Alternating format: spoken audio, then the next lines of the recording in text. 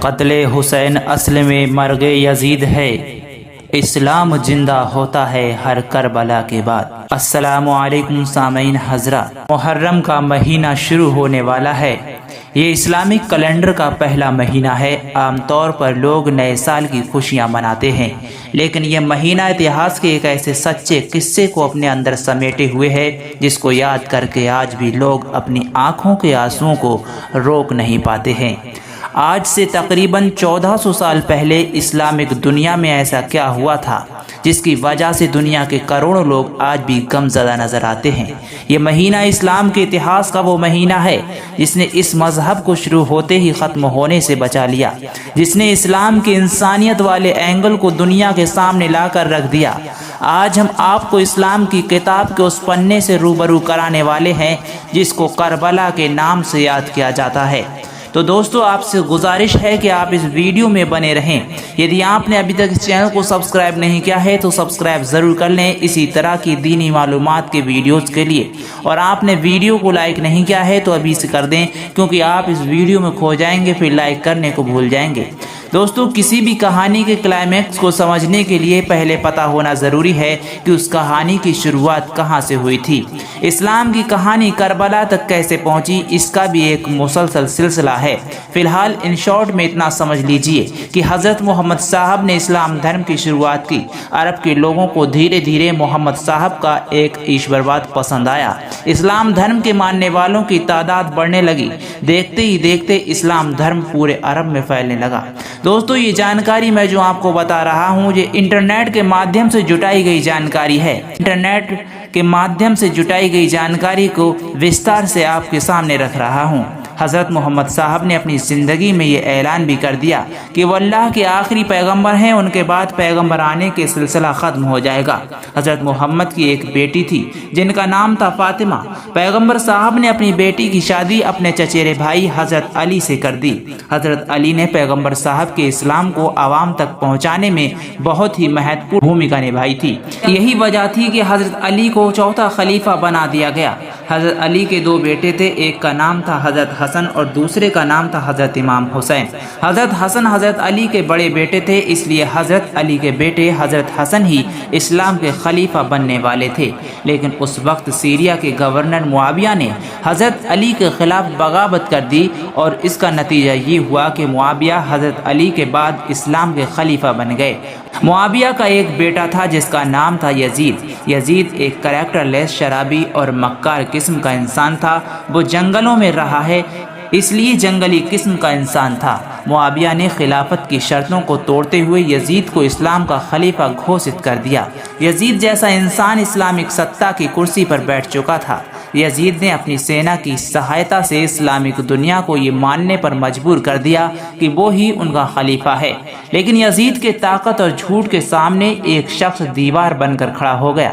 اس شخص نے یزید کی بیعت ماننے سے انکار کر دیا۔ یزید کی بیعت نہ ماننے والے اس شخص کا نام تھا حضرت امام حسین۔ امام حسین حضرت پیغمبر محمد صاحب کے نواسے اور مولا علی کے چھوٹے بیٹے تھے۔ امام حسین کا جنم اسلامک کیلنڈر کے مطابق 3 شعبان کو ہوا تھا۔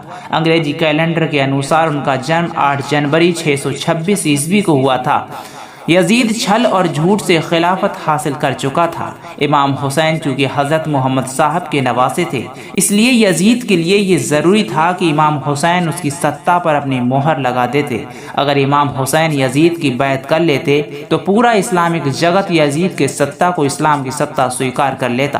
یزید کو اپنی حکومت پر عوام کی سویکرتی مل جاتی اور اسلام ہمیشہ ہمیشہ کے لیے شیطانی قانون بن جاتا۔ امام حسین اس بات کو جانتے تھے، اس لیے انہوں نے یزید کی سطح کو اپنی سویکرتی دینے سے انکار کر دیا۔ یزید نے ہر طریقے سے امام حسین پر اس کی سطح کو سویکار کرنے کے لیے دباؤ ڈالا، انہیں جان سے مارنے کی بھی دھمکی دی، لیکن امام حسین اپنے فیصلے پر اڑے رہے۔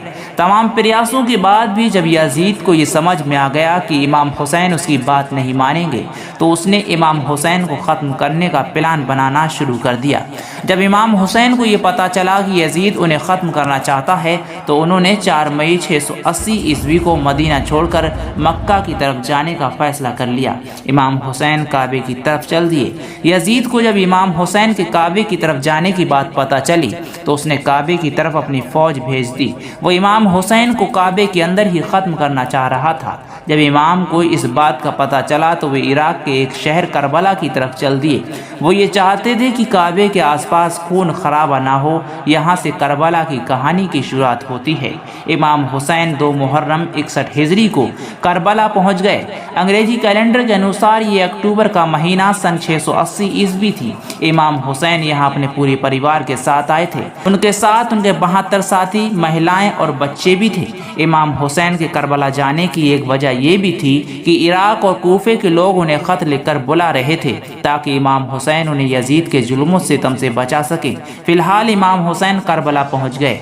उन्होंने करबला पहुंचकर कुछ ज़मीन खरीदी और वहां अपने खेमे लगा लिए। इमाम हुसैन को लगता था कि करबला में उन्हें लोगों का समर्थन मिलेगा, लेकिन ऐसा नहीं हुआ। कूफे और इराक के वो लोग जो उन्हें खत लिखते थे यजीद के डर से उनसे मिलने नहीं आए। यहाँ से करबला की जंग की शुरुआत हुई। यहाँ करबला की जंग कहना सही नहीं रहेगा। जंग तब होती है जब दोनों तरफ से जंग की ख्वाहिश हो। इमाम हुसैन अपने सिर्फ 72 साथियों के साथ करबला आए थे। वो सिर्फ अपने परिवार को बचाना चाहते थे। उनका मकसद जंग करना नहीं था। लेकिन यजीद ने अपनी 1 लाख से ज्यादा की सेना को करबला की तरफ रवाना कर दिया। यजीद का मकसद साफ था। वो इमाम हुसैन को जिंदगी का डर दिखाकर उनसे बैत लेना चाहता था। ये पुराने ज़माने में जो जंगें हुआ करती थीं उनके कुछ नियम कानून हुआ करते थे। मसलन बच्चों और महिलाओं पर हमला नहीं किया जाएगा, किसी भी हालत में पानी बंद नहीं किया जाएगा, निहत्तों पर वार नहीं किया जाएगा। ये सब जंग के उसूल हुआ करते थे। लेकिन करबला की जंग में यजीद की सेना ने इन सभी नियम कानून को तोड़कर क्रूरता और हैवानियत की ऐसी दास्तां लिखी जो आज भी इंसानी दिमाग में सिहरन पैदा कर देती है। यजीद ने पहले तो इमाम हुसैन को सेना का डर दिखाया। इमाम हुसैन ने यजीद से यहाँ तक कहा कि वो अपने परिवार को लेकर उससे और उसकी सत्ता से कहीं दूर चले जाएंगे, लेकिन यजीद नहीं माना। उसे तो हर हाल में इमाम हुसैन से अपनी बैत लेनी थी। अपनी बात ना बनते हुए देखकर यजीद ने इमाम हुसैन और उनके साथियों पर 6 मुहर्रम को पानी बंद कर दिया। इमाम हुसैन के कुनबे के छोटे छोटे बच्चे प्यास से तड़पने लगे, लेकिन यजीद को उन पर कोई तरस नहीं आया। इमाम हुसैन ने यजीद की सेना से अपने बच्चों को पानी देने के लिए मिन्नतें तक की, लेकिन यजीदी सेना तो जैसे दिल पर पत्थर रखकर जंग के मैदान में उतरी थी। इमाम हुसैन के खेमों के बच्चों तक को पानी नहीं मिला। यजीद की सेना करबला में कैसी हैवानियत पर उतर आई थी, इसका अंदाज़ा इस बात से लगाया जा सकता है कि जब इमाम हुसैन का 6 माह का छोटा सा बच्चा अली असगर प्यास की शिद्दत की वजह से अपने छोटे से झूले में तड़पने लगा, तब इमाम हुसैन अपने 6 माह के बेटे अली असगर को यजीद की सेना के सामने ले गए। उन्होंने यजीद की सेना से कहा कि तुम्हारी लड़ाई मुझसे है। इस 6 महीने के बच्चे ने तुम्हारा क्या बिगाड़ा है? ये बच्चा प्यास से तड़प रहा है, कम से कम इस बच्चे को तो पानी पिला दो। इमाम हुसैन की ये बात सुनकर यजीद की सेना में खलबली मच गई। सेना के कुछ जवान इस बच्चे को देखकर मुंह छिपा कर रोने लगे, लेकिन यजीदी फौज का एक कमांडर जिसका नाम हुरमुला था, उसने 3 नोक का तीर इस छोटे से बच्चे की तरफ छोड़ दिया। ये तीर सीधा अली असगर के गले पर जाकर लगा। इमाम हुसैन का ये छोटा सा बच्चा वहीं शहीद हो गया। करबला के मैदान में ये क्रूरता की इंतहा थी। इमाम हुसैन की जंग टलने की तमाम कोशिशें के बाद जब ये तय हो गया कि अब जंग करनी ही पड़ेगी, तब उन्होंने जंग से 1 दिन पहले यानी कि 9 मुहर्रम को अपनी सभी 72 सिपाहियों को एक खेमे में जमा करके खेमे के अंदर चल रहे चिरागों को बुझा दिया।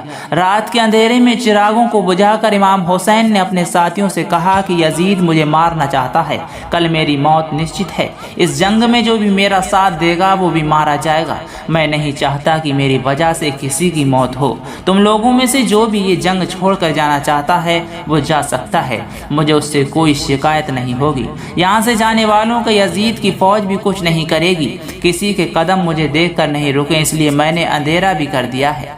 आप लोग अपने फैसला लेने के लिए पूरी तरह से आज़ाद हैं। ऐसा बोलकर इमाम हुसैन ने कुछ देर खेमे को अंधेरे में ही रखा। कुछ देर के बाद जब चिराग जले तो 72 के 72 सिपाही इमाम हुसैन के साथ ही खड़े रहे। कोई अपनी जगह से एक कदम भी नहीं हिला। मिसाल भी करबला से पहले दुनिया ने नहीं देखी थी। 10 मुहर्रम 61 हिजरी को करबला की जंग हुई। इमाम हुसैन के प्यासे 72 साथियों ने 1 लाख से ज़्यादा यजीदी सिपाहियों से डटकर मुकाबला किया। کربلا کے میدان میں خون کا دریا بہہ نکلا۔ امام حسین کے پیاسے سپاہی ایک کے بعد ایک اپنی قربانی دیتے رہے۔ امام حسین کے بیٹے قاسم کو یزید کی سینا کے گھوڑوں کی ٹاپوں کے نیچے پامال کر دیا گیا۔ امام حسین کے بھائی حضرت عباس کے بازوؤں کو قلم کر دیا گیا۔ امام حسین کے 72 ساتھی جب تک لڑے اپنی پوری ہمت سے لڑے۔ یزیدی سینا کے ہزاروں سپاہی مارے گئے۔ کربلا کے میدان میں جب ایک کے بعد ایک امام حسین کے سارے سپاہی شہید ہو گئے، تب امام حسین تنہا کربلا کے میدان میں کھڑے تھے۔ زندہ لوگوں میں صرف عورتیں، بچوں کے علاوہ ان کا ایک بیٹا ہی بچا تھا۔ امام حسین اپنی تلوار ذوالفقار کو لے کر مرتے دم تک یزیدی سینا سے لڑتے رہے۔ یزیدی سینا چاروں طرف امام حسین پر حملے کرتی رہی۔ امام حسین اپنے کٹے ہوئے شریر سے لڑائی لڑتے رہے۔ جب امام حسین تھک گئے تو شمر نام کے ایک یزیدی نے کندھار کی تلوار سے امام حسین کے سر کو تن سے جدا کر کے 10 اکتوبر 680 عیسوی کو شہید کر دیا۔ تو یہ تھی کربلا کی کہانی، جسے سن کر آج بھی آنکھوں میں آنسو آ جاتے ہیں۔ کیا دوستو آپ کی بھی آنکھوں میں آنسو آئے ہیں یہ کہانی کو سن کر؟ آپ کمنٹ سیکشن میں لکھ کر ضرور بتائیے، اور دوستو ہمیں سپورٹ کیجیے تاکہ ہم آپ کے لیے دین و معلومات لے کر کے آتے رہیں، اور چینل کو سبسکرائب کر کے زیادہ سے زیادہ شیئر کرتے رہیے۔